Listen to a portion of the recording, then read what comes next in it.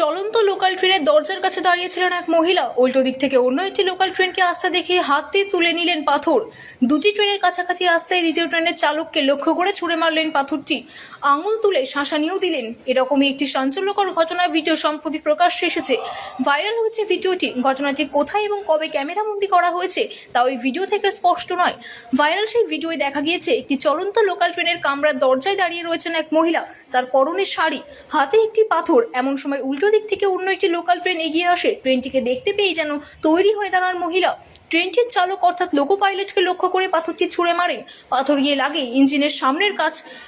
এরপরে দ্বিতীয় ট্রেনটির দিকে আঙুল তুলে শাসানিও দিতে থাকেন মহিলা।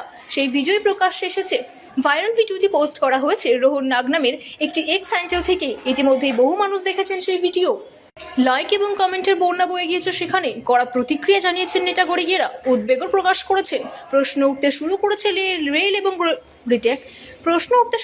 রেল এবং রেল কর্মীদের নিরাপত্তা নিয়ে। এক নেটাগরিক লিখেছেন, মহিলার কঠোর শাস্তির দাবি জানাচ্ছি, এগুলো অসভ্যতা এবং অপরাধ। অন্য একজন লিখেছেন, মহিলা কি পাগল, ওইভাবে চলন্ত ট্রেনে কেউ পাথর ছুঁড়ে? জানা গেছে ইতিমধ্যে ওই মহিলার পরিচয় জানতে তদন্ত শুরু করেছে পুলিশ। কেন তিনি লোকো পাইলটের উদ্দেশ্যে পাথর ছুঁড়ে মারলেন তাও খতিয়ে দেখা